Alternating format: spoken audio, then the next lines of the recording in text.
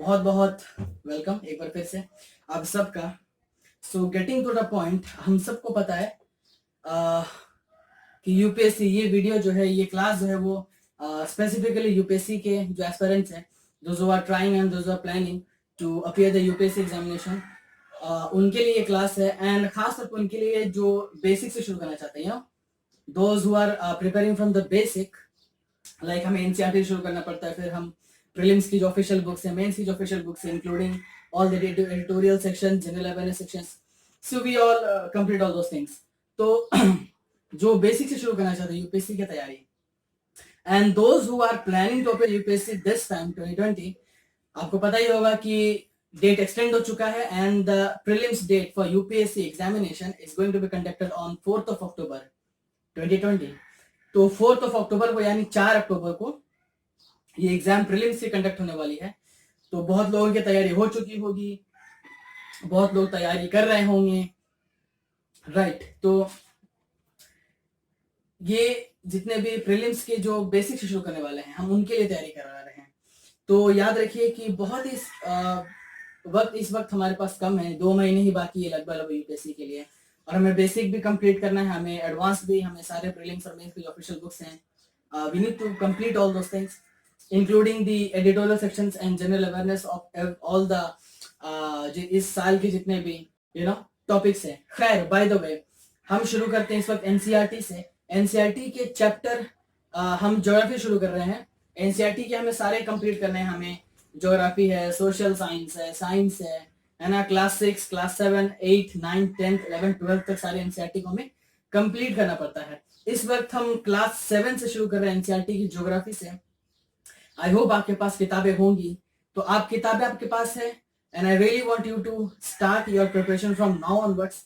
आप प्लीज अपने ज्योग्राफी के चैप्टर फर्स्ट को, चैप्टर क्लास 7 के ज्योग्राफी के फर्स्ट चैप्टर को आप ओपन कर लीजिए, and I want you to make notes of everything. हम सब चीज के नोट्स को इस वक्त बनाएंगे, तो I just want you to make notes of each and everything. तो राइट नाउ मैं आपको जो भी पढ़ाऊंगा, आप उसके नोट्स बनाते चले जाओ। आप एक पेन रखो, एक रेसर रखो, कॉपी रखो, और जो मैं बोलता जा रहा हूँ, जो मैं समझाता जा रहा हूँ चैप्टर में, उन सारी चीजों को समझते चले जाइए और नोट करते जाइए। आई कैन गारंटी कि आपको दोबारा पढ़ना नहीं पड़ेगा, रिवीजन के अलावा आपको स्पेशली फिर उस चीज को, उस चैप्टर को खोलकर देखना नहीं पड़ेगा। तो हम शुरू करते हैं। चैप्टर 1 जो है वो एनवायरमेंट के बारे में है। एनसीईआरटी क्लास 7 ज्योग्राफी की, वो एनवायरमेंट के बारे में है। ओके, तो इस वक्त सबसे पहले देखिए क्या करना है। किसी भी चैप्टर को पढ़ने से पहले हमें मैपिंग करनी होती है। लाइक हम रैंडमली शुरू नहीं कर देते, हमें ये पढ़ना है तो बस किताब खोले शुरू हो गए। रादर हम क्या करते हैं कि हम मैपिंग करते हैं। उसके लिए मैपिंग कैसे करेंगे?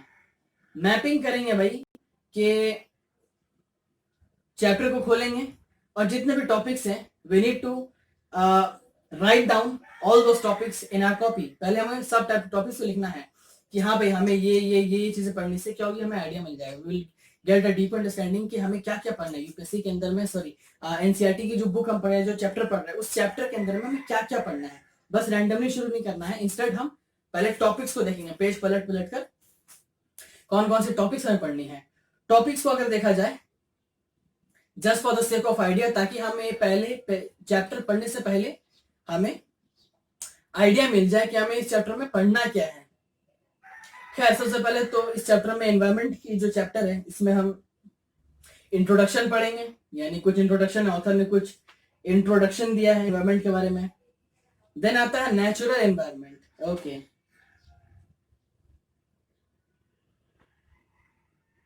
फिर हम पढ़ेंगे नेचुरल एनवायरमेंट के बारे में। नेचुरल एनवायरमेंट के बारे में पढ़ने के बाद ऑथर ने दूसरा टॉपिक जो मेंशन किया है यहाँ पे, वो है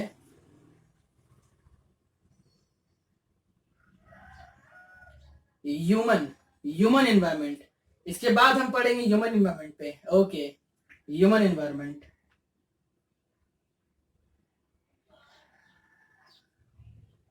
उसके बाद हम पढ़ेंगे चैप्टर कंप्लीट।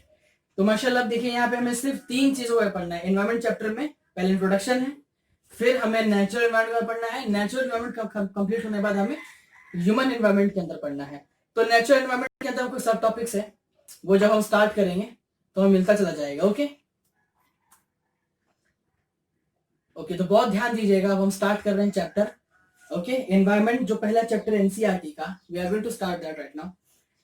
तो सबसे पहले यहाँ पर क्या बताया ऑथर ने, कुछ इस चीज को समझिए।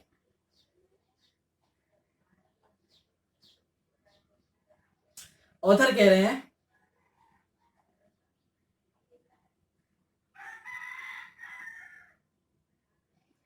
After the long vacation Ravi started going to school again. Ravi school जा रहा है। He notice that the only playground next to school was dug up. Okay, तो स्कूल के सामने एक प्लेग्राउंड था, वो अब उसे जो है डिग कर दिया गया, यानी वहां से मिट्टी निकाल दी गई है।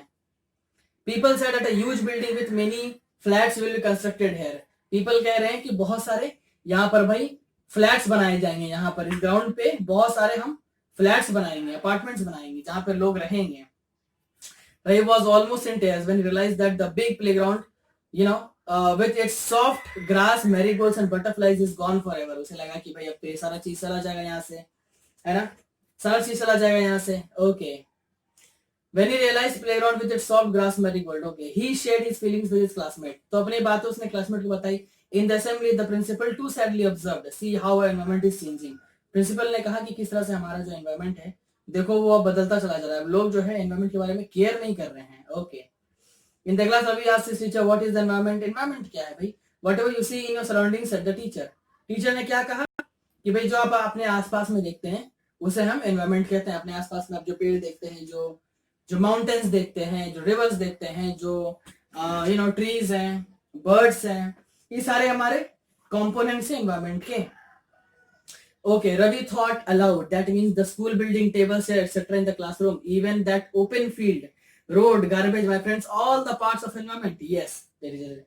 Okay, तो यानी रवि ने फिर देखा कि भाई ये टेबल है, ये चेयर है, क्लासरूम के अंदर में सारी चीजें हैं, बोर्ड है, रोड है, तो ये सब एनवायरमेंट है। टीचर ने कहा हाँ भाई ये सब एनवायरमेंट है। But wait, some objects are created by nature, for example mountains, rivers, trees, animals.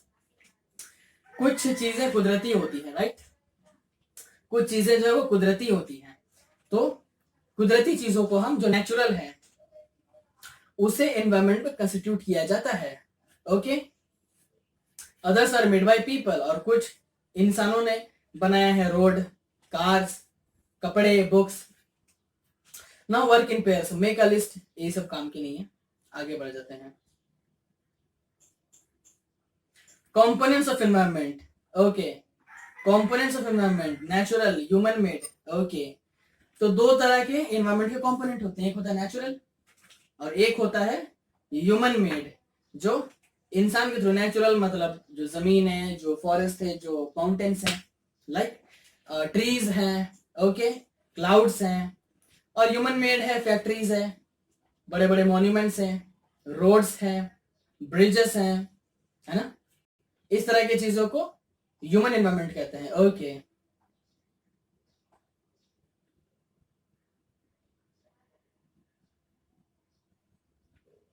from the above conversation you understand that the place, people, things and nature that surround any living organism is called environment. तो environment किसे कहते हैं? We can understand